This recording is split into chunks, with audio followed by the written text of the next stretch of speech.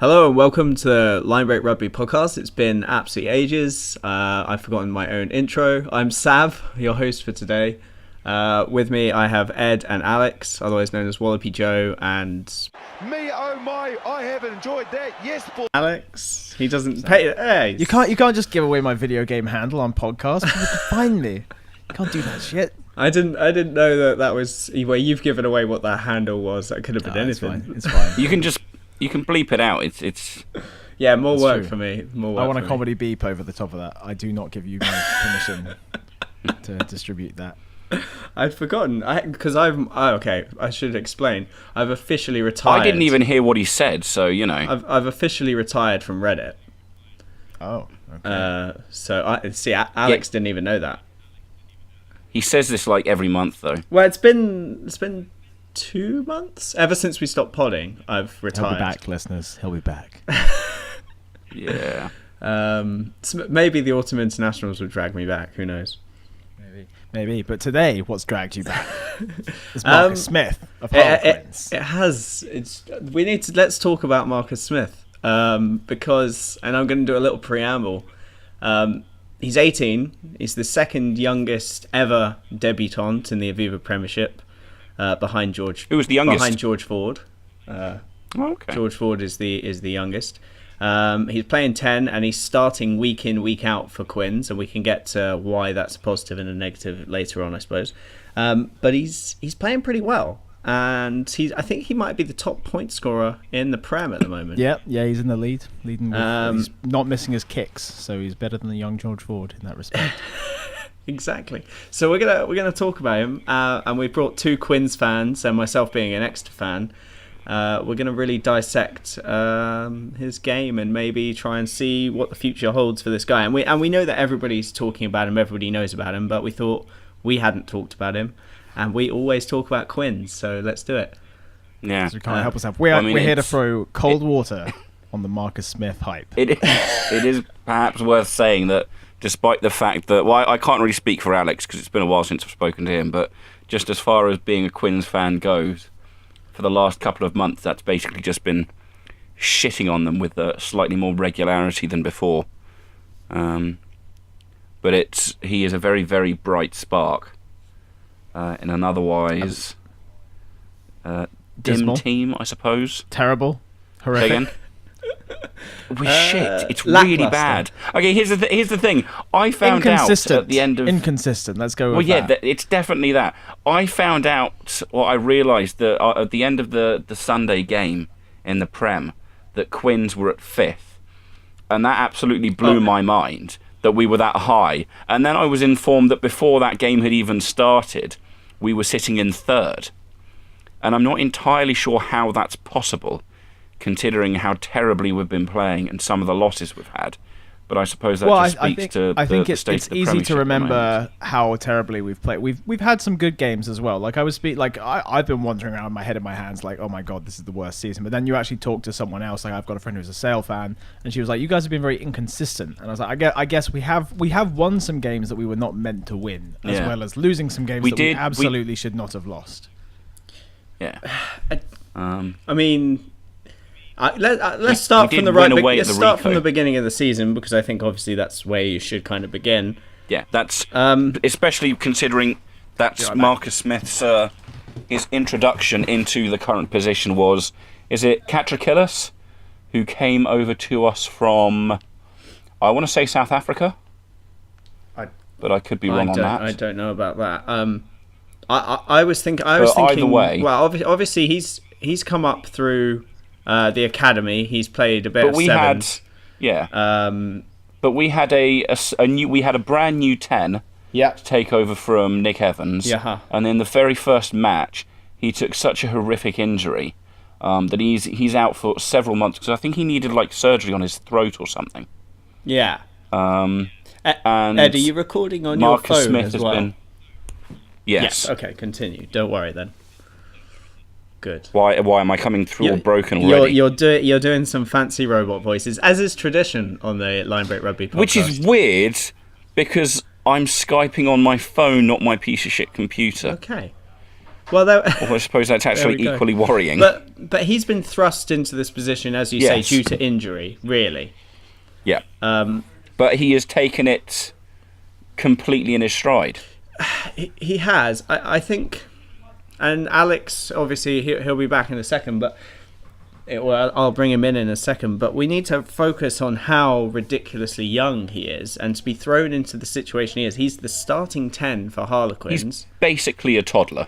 Well, he's 18. You know, he is fresh out of school. He was at Brighton College, and he's obviously ridiculously talented.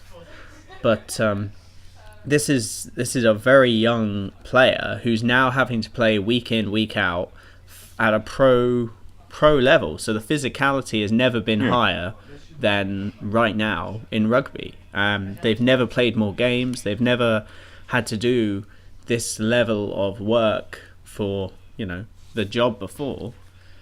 And he's starting so young. So I think there's always going to be a danger of burnout with this sort of stuff. Yeah, I mean, we've definitely seen that before as well. You know, people come in early on the scene and everyone's like, "Oh, this guy is going to blow everyone away." And then, you know, couple seasons they don't get called up to an England squad, and then they sort of they stick around in the Premiership. They play for a long time, but they never really break through to the England squad. I mean, Eddie Jones has already shown interest in him. You know, he showed interest in him when he was playing at Brighton. I think he, like the Japanese team trained at his school or something, and Eddie Jones had a chat to him. So he's obviously been on his radar. Oh yeah, the World Cup. Yeah, I remember now. That rings a bell. But there's definitely a danger of overhyping sort of young players.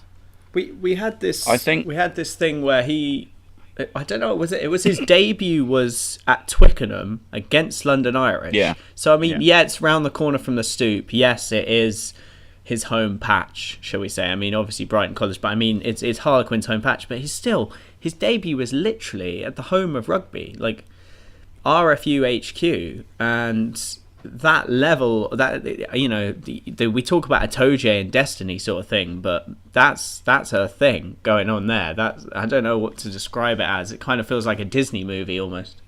Are you saying that like in Harry Potter, while everyone thinks that Itoje and Harry Potter are the chosen one, actually it's Neville Longbottom? It's Neville Longbottom all along. Marcus Smith. Yeah, that could be happening. Who knows? Exactly. I mean, he's super exciting. I stepped away for a second, so I don't know what you guys have said, but yeah, I think he's super exciting. If you know, like, and you can see his potential in the fact that he's brought a Quins team that has failed to fire, particularly a backline that is stacked with talent but hasn't really been able to cross the gain line. Like, I think that's been a Quins problem for a couple seasons now, has been their inability to break the gain line.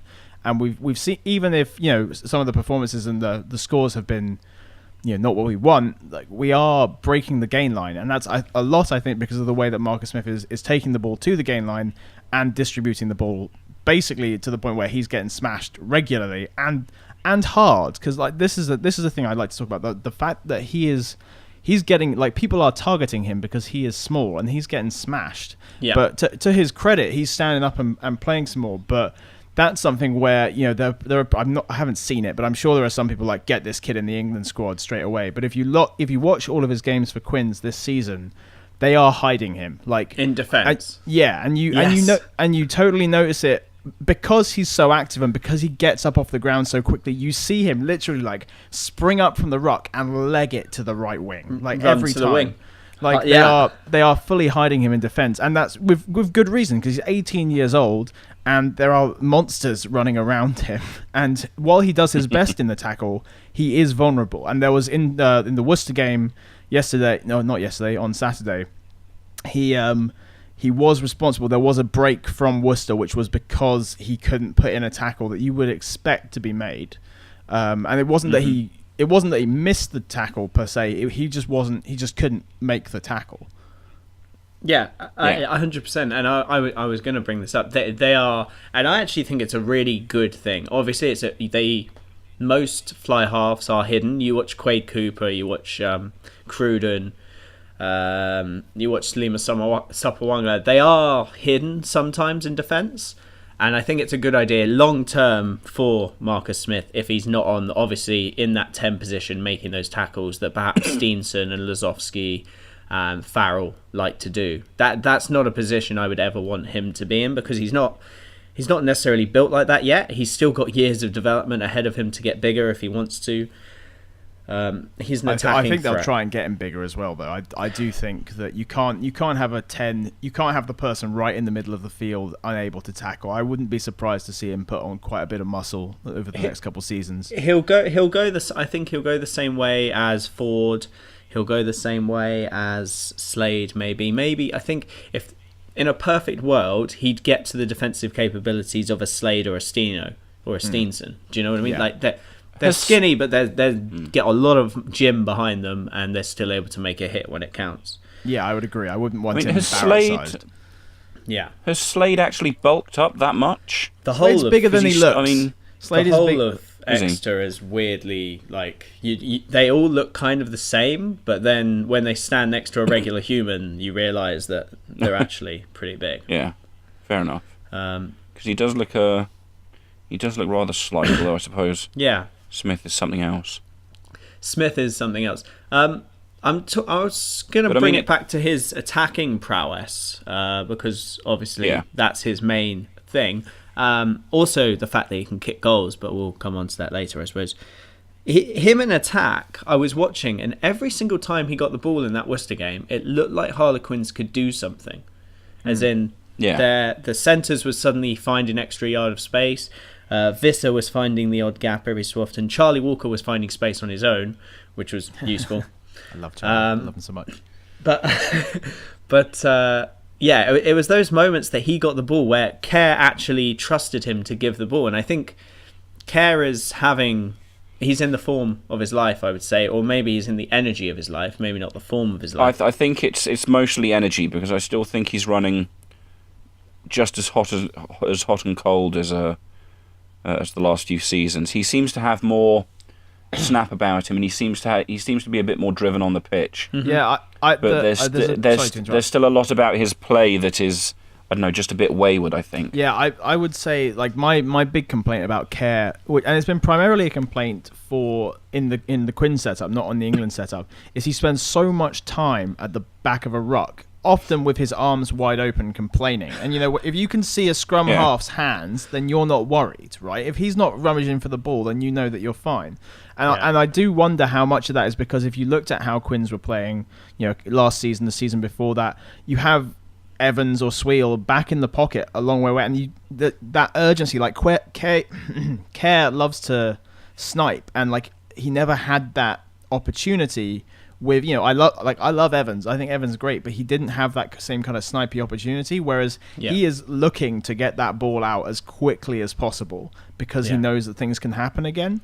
And like I was thinking about it the other day. Like I haven't seen him complain. I mean, he's still complaining because he's a scrum half, but he's not complaining as much as you'd expect, as much as I've come to expect from him. Certainly, he seems a lot more eager to get the ball out. To jump off that point, I actually think that. So if I wanted to make a strange comparison, I would put Nick Evans, Myler. I really can't think of another 10, but in kind of an older generation of 10. So they're not necessarily running that out the back triangle move that you see George Ford running or Malander running. And I think that's kind of become the new style and the way that you get backline players into the game. And so Marcus Smith has obviously come up through this schoolboy level, and that's what everybody's doing because that's what's effective. And he's kind of brought a new dimension to Quinn's attack, because as much as Evans is fantastic, I think he's obviously going to run what Marcus Smith is comfortable with, and what Marcus Smith is going to be comfortable with is that new style of attack where it's one out the back and then suddenly you've got players rushing around the corner trying to get on the outside. It's a different. I think it's a very different style to the way Nick Evans used to play. So I think it's quite a positive thing. How would you compare him at the moment to the way Ford and Farrell play while in the same position? He carries the ball as much to the line as Ford does, I think. With that, but I actually think he has actually carried to the line, not only carried to the line then given the pass out the back. He's actually tried to go through the line quite a few times. Yeah. Yeah, I mean, I'm thinking he's certainly it seems a very, very stark contrast to Farrell, because I'm sure I see a fair bit of Ford going through the line, and Farrell's more likely to give the pass out the back than actually cut through the line. But Smith is, certainly for Quins at the moment, repeatedly going through. Yeah.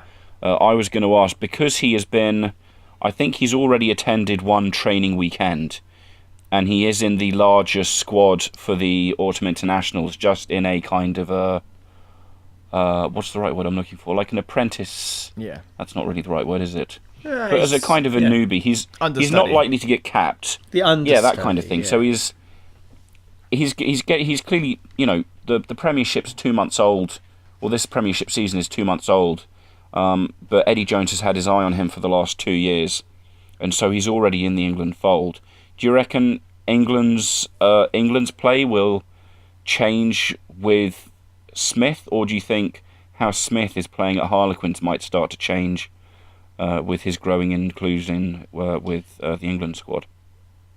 Well, If that makes sense. I don't know what Alex thinks of it, but I think because what I'm seeing at Quins is Danny Cares dictating the pace, which, if I'm right in that respect, I think that he will almost inevitably play the way that George Ford and Farrell plays. He's also at the tail end. I think we've reached peak that style, out the back style. So I think he is at the tail end of that style, but he is able to play that way. I think there's elements also of him being able to carry to the line and try and break through. There's elements of Bowden Barrett there as well, and I'm not saying he's that quick or he's going to be as good as Barrett. Like that's not realistic. But as in, just a ball carrying 10 is becoming a more and more realistic thing that I think rugby wants, which isn't necessarily a good or a bad thing, but it's necessarily to have an all-rounder who can actually play that role. Yeah, it's been because he's like as Ed says, he's been attacking the line so far the entire season, and he's not until on Saturday when he scored his first try. Like, though he was making breaks, he wasn't scoring tries, but yeah, he is looking very dangerous. And again, it's that sort of thing where if you want someone who's going to if you're going to have someone attacking the line, and this was sort of a criticism that was coming at Ford for a while, was that he'd go attacking the line, but people wouldn't bother engaging because they knew he was going to dump the ball off. He wasn't necessarily going to break through. And it very much feels like Watson is playing with that, and he's sort of like making that snap, last minute, absolute last second decision about, okay, can I break the line or do I make the pass? And I think that's what's giving, again, Quins quite a lot of opportunity. Because it is being literally like a snap decision, and I would hope that's the kind of thing that both Quins and England would look to cultivate. Someone who is making those kinds of decisions that tightly, rather than really broadcasting their play, because that's just so hard to defend. Decision making, making that call really late. I think that I just remembered a little moment back in the Quins Worcester game where Kerr was almost trying to protect his 10, which obviously scrum halves do to different There probably degrees. is a fair amount of. He didn't give the ball out. Now, if you noticed at this moment, it was early in the half. I think it was around the 20-minute mark. Marcus Smith had a chip call ready, and the backs were ready to flood through. And Kerr, rather than give the ball, he saw Smith was really flat and didn't know. I don't think he would have known what the call was, so he didn't give the ball and he carried in himself. Forwards had to rumble a couple of times, and then they did the kick move, the next ball. And I think that I don't know if that's a Kerr thing or a Marcus Smith thing or a protecting him thing, but I think if it had been Nick Evans, Danny Kerr would have given the ball there. So I don't know if do you think he just doesn't trust him, or it's the perception of youth? Their game plan isn't. I don't know if his perception of youth is going to become a thing rather than his actual inability to make good calls and good decisions. I don't know. I mean, I think you could be right there, but that could also be that Marcus Smith has only really been in the team for he's only been in the first team for however many months basically. And I wonder if some of that is Kerr would have given it to Evans because he knows that Evans is he knows he's going to do that. I think. a lot of people talk, he's 18, he's very young, and he's got inexperience and stuff. But he's like, you look at him whenever they cut the camera to him, and they cut the camera to him a lot. Yes. He is shouting, like he's constantly shouting, like he's mouthy, like he knows his job. I'm sure he's just like that at training. I'm sure people understand the kind of how he's going to behave in game. I'm sure he's not quiet and sort of super submissive during training. I'm sure he is being a quintessential 10 and telling people where to put it. Yeah. So I suppose Kerr would listen to him. I obviously overanalyze one moment, and perhaps it's not the correct way to look at things. But I'm trying to weigh up, and obviously Nick Evans was this club legend who most of you would put your house on to make a game-winning kick. So it's these sorts of things that it's hard to replace, even if it's just a perceived thing. He's showing his kicking chops as well, though. Like he's making a lot of very good kicks. Like which nice, is the next, yeah, very consistent, and sort of again like a sort of that's something that you need if he's going to start as 10, week in week out. Then you need to know he can make the kicks, and I sort of trust him to make the kicks more than Swiel. Well, I think I trust him to do a lot more than Swiel in most departments. That's fair, actually. Yeah. To be honest with you, and I feel a bit bad for Swiel. Do you know? I don't know if bad's the right term. So there was a period of time when Mike Brown was quite young.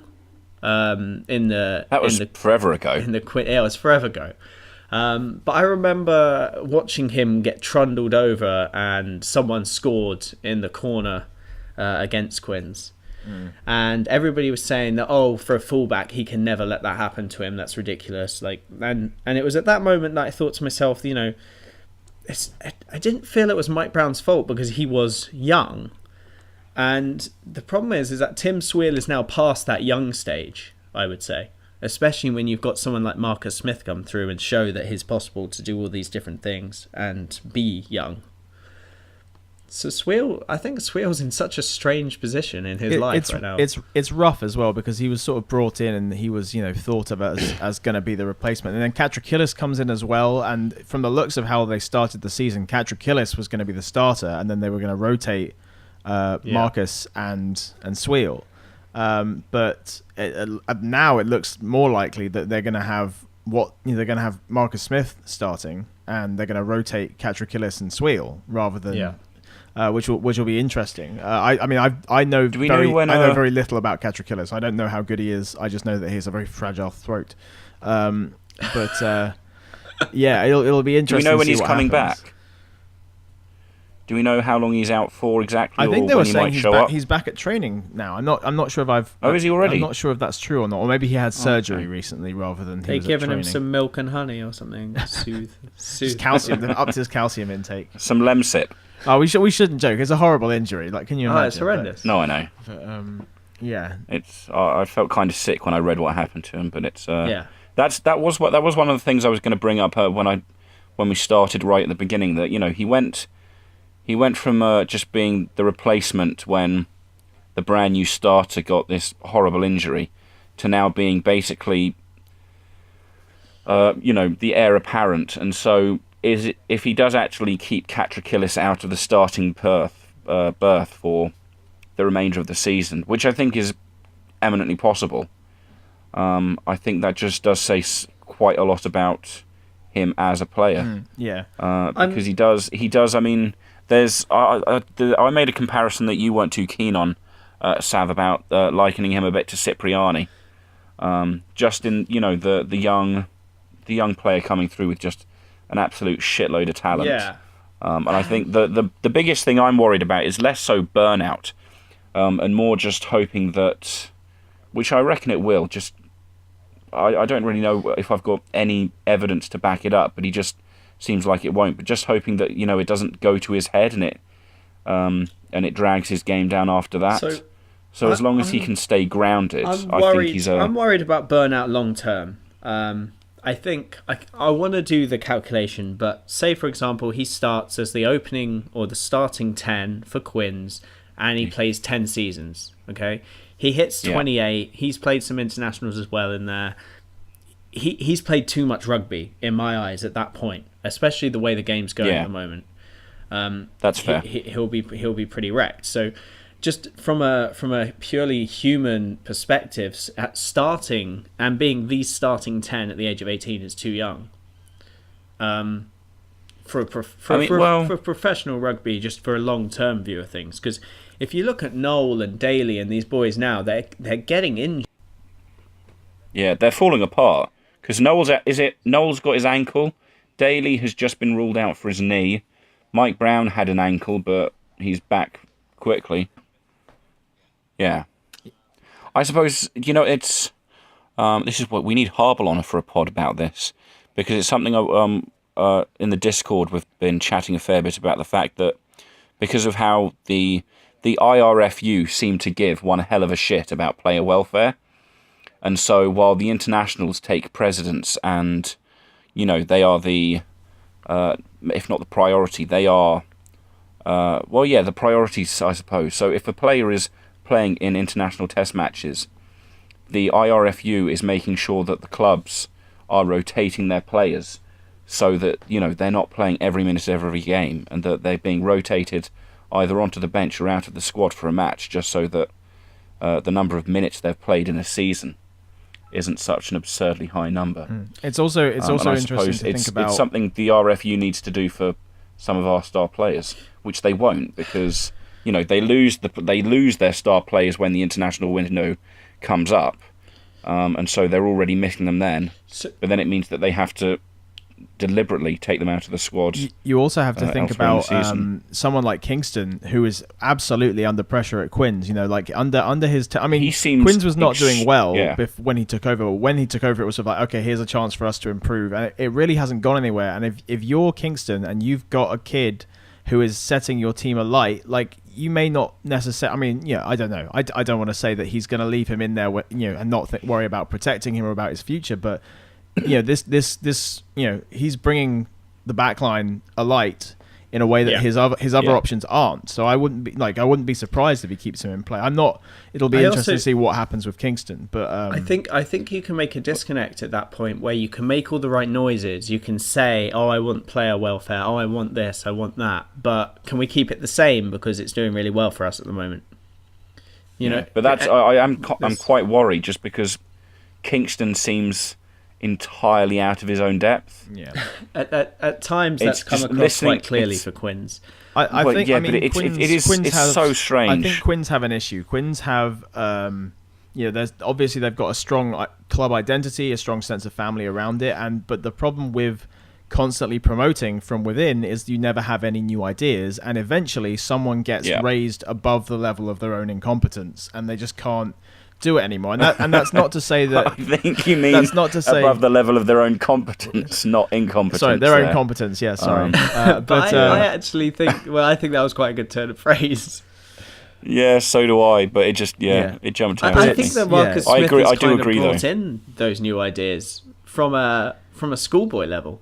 Yeah, but you can only do so. You can only do so much. And also don't even get me started on the fact that Nick Easter, as defence coach, is clearly not working. They were saying in the Worcester game that the Quins have averaged 30 points get conceded every game. I'm sorry, but wait, how many? 30 points a game is our average. That's how many points we're conceding. Jesus Christ. 30 points a game. That's with Rob Shaw in your team. Yeah, and it's kind of, and you saw it again against Worcester. That game, it turned into a bit of it was a tri-fest for sure. But our defense, we were like Swiss cheese. It was terrible. It's like a sieve at the end. Because it's just I like Nick Easter as much as the next man, but he is not a Premiership quality defense coach. It's not working. Yeah. And he's just a big name, and I think that.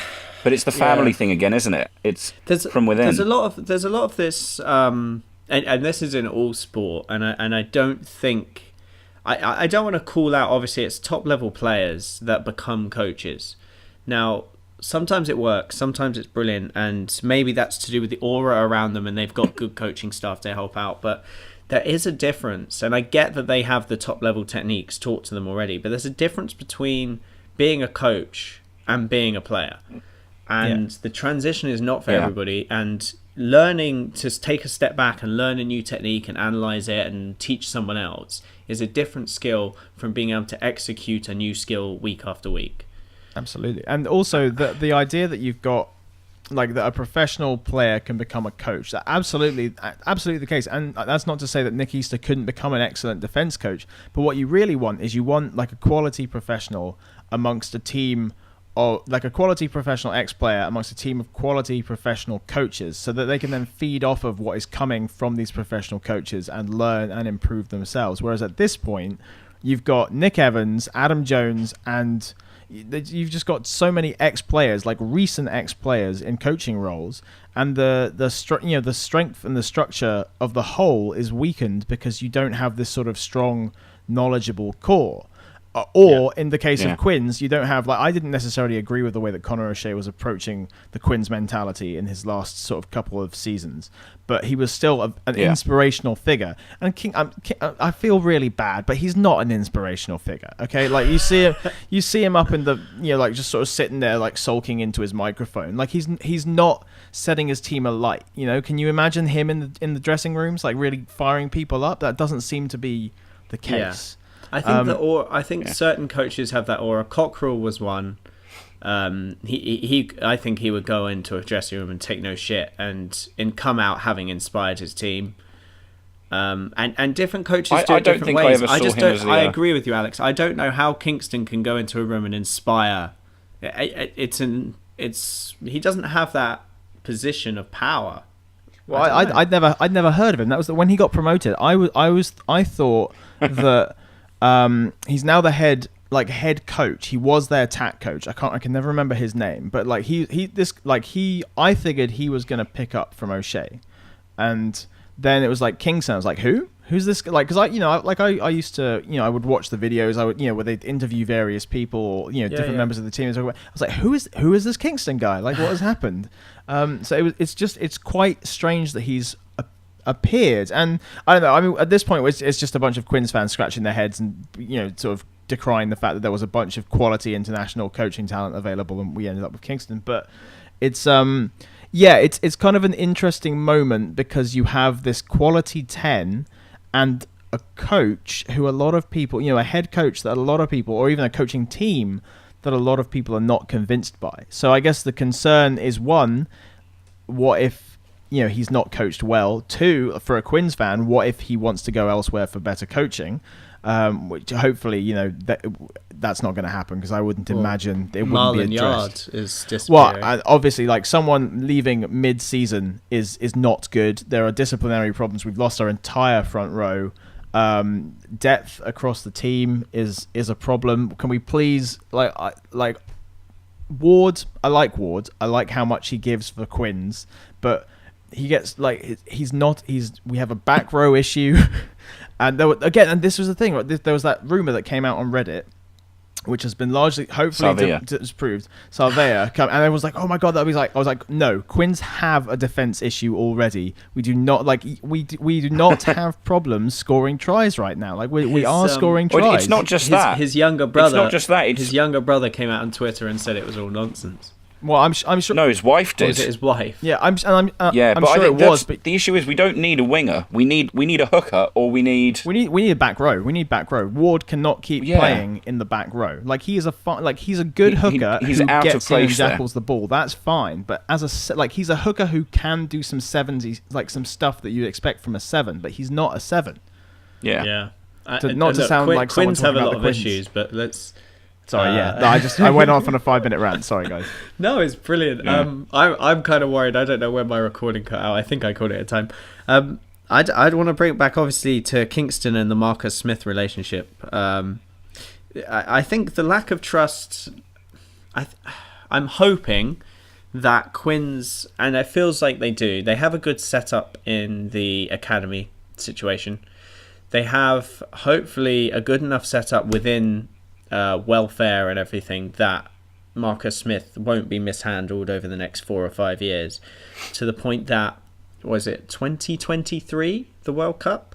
Mm-hmm. He can be sat on the bench, or he can be starting for England. He can be in a position where he's actually affecting the international stage quite a lot. That's the position that we kind of want to be in. if at any point, obviously, he picks up an innocuous injury or whatever, people are going to start looking back and going, should we have protected him a little bit better, etc.